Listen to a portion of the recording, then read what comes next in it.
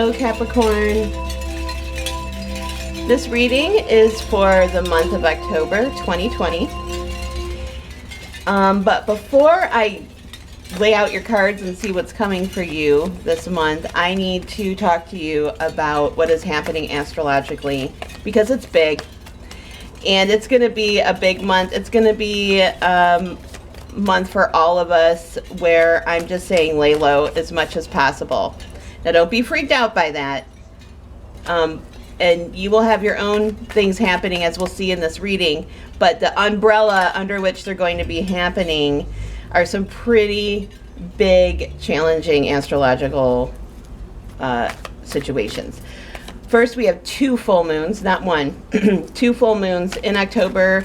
The first one rolls in on the 1st, and the second one is on Halloween. They're both challenging full moons. So definitely around those days, it's going to be better to not engage necessarily maybe with a situation that has the potential for being really contentious if you can help it. Especially with the Aries full moon on the 1st, that's going to be about more interpersonal things arising. We have Chiron, the wounded healer, hanging around. We've got Mars going backwards, causing a sense of frustration. And when I work with my Capricorn clients, I notice they always have a tendency to want to progress, which is like amazing. October is not really going to be the best month for making massive progress. It's going to be a month that's going to be better for doing inner work, for planning, for getting rid of what needs to be gotten rid of, because Mars is going to be going backwards. Mercury is going to be going backwards for the last 2.5 weeks of this month as well. Thank you, astrological gods and goddesses, for that double whammy. And this Aries full moon on the 1st is going to bring up feelings for some people if they just can't get what they want. They're frustrated. So I'm just telling everyone, be kind to yourself. And if you've got a situation that you've been working on that is not moving, set it aside, okay, until next month. It's still going to be there. And heck, if you take your energy off of it, it might resolve itself. The last full moon is going to be in Taurus, but Uranus is going to be around. It's going to be on Halloween and a couple days before the election in America, if you're here. And so, excuse me, security issues are going to be running high, and then you have the energy of Uranus coming in, which is like anything can happen at any time. So please keep it mellow this Halloween. Don't invite drama in. Everybody's going to be, feeling like their security's at risk, and you just don't want to mess with the wrong person. So that being said, those are our 2 bookends. There is a nice little respite in the middle of the month where we have a new moon in Libra that's very, it's just nice. It's a very relationship-oriented energy. And new moons are all about planning for the next month or 2. So I'm just suggesting to everyone to sit down on that new moon on the 16th and really think about some relationship goals they have. Maybe you want to draw in a new relationship. Maybe you want to improve a relationship. Maybe it's time for you to exit a relationship. But you know what you need, and put some energy in there, and then definitely take some steps, especially if it's release work on some level, in October, to try and ground those goals. And then in November, you can actually start moving forward. And then you can check in with the next new moon. All right, let's see what the cards have in store for you this month. Ooh, the Lovers. So, okay. So, because I'm reading for the entire Capricorn group here, I'm going to give you a couple different scenarios in the middle of this reading, and when I say it, you will know it if it applies to you.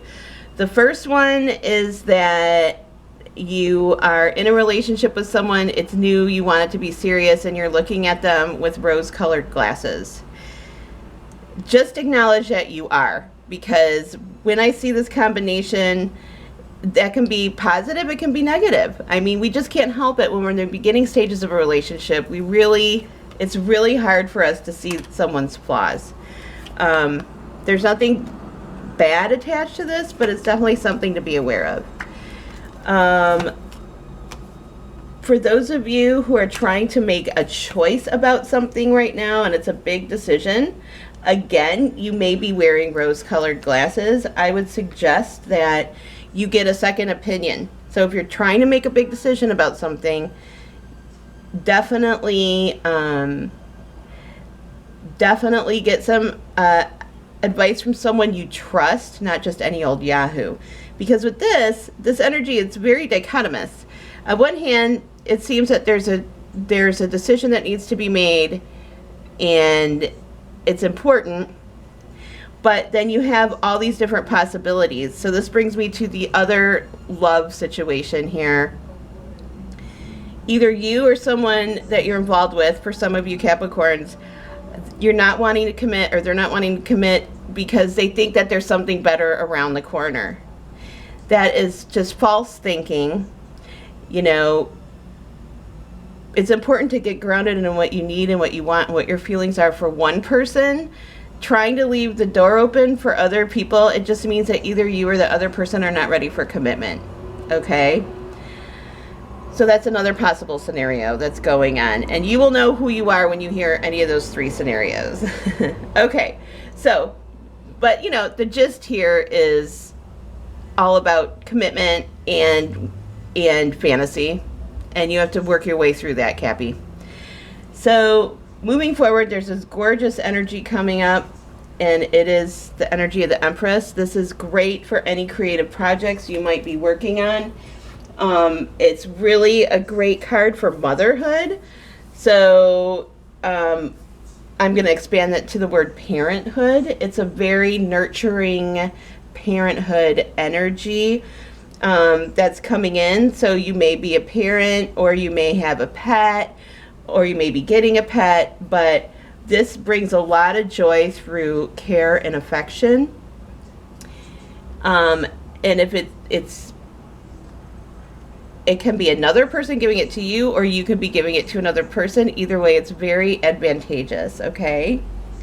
I love that, and it bodes really well for these two cards together, by the way, are so highly creative that for some of you, especially if you're an artist, you should be getting some new downloads, cosmic artistic downloads that are going to pay off later. When I look at your outcome, the first two parts of this are just so Capricorn to me, because this is all about investment. It's really like where you put your energy is basically what you build, and it's what you have later, right? And then it's the Earth Mama, right? And so I just think that even with a lot of the energies going on this month that are sort of heavy, of all the signs, Capricorn can do amazing things even with a lot of obstacles, right? So in a way, you're going to be fine this month. Just like I said, be patient. Don't try and push ahead if it's not time. Try and do that more organically, which will be in November. But that being said, you end up here being the High Priestess. And this is very much about listening to your inner self. And that may be because you're realizing that sometimes you just cannot push forward when you want to. And you need to listen to yourself and get an intuition about timing. So timing is everything, my friends. When I look in your relationship sector, you've got this really pleasant connection, energy around you. And this is all about being part of something bigger than yourself. So for those of you looking for love this month, I would definitely go about reaching out in different ways, whether that's online or a social distance gathering. Go out and mingle if you don't want to be single. But keep it mellow and don't do anything that could bring in drama, okay? So overall, I think this is a really positive reading. just really work on not being frustrated this month. If things aren't going as fast as you want them to, don't push, okay? And I will check in with you next month, okay? All right, be safe out there.